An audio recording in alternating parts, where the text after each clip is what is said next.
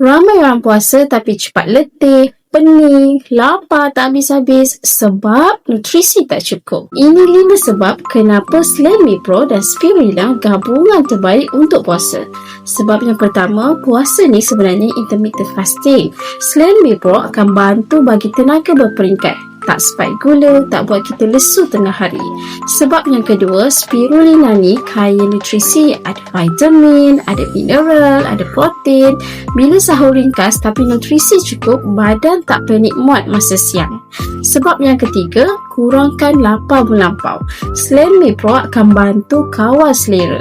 Spirulina akan bantu stabilkan tenaga. Tak adalah drama perut bunyi kuat pukul 11 pagi. Sebab yang keempat, pencernaan lebih baik. Perut tak rasa penuh, tak senak, solat dan tarawih pun jadi lebih selesa. Sebab yang kelima, puasa nak ibadah, bukan nasyid baring sebab letih. Jadi, gabungan ni bantu badan kekal bertenaga tanpa perlu makan berlebihan. Ringkas je, Slan Me Pro dan Spirulina buatkan puasa kita jadi lebih berkualiti.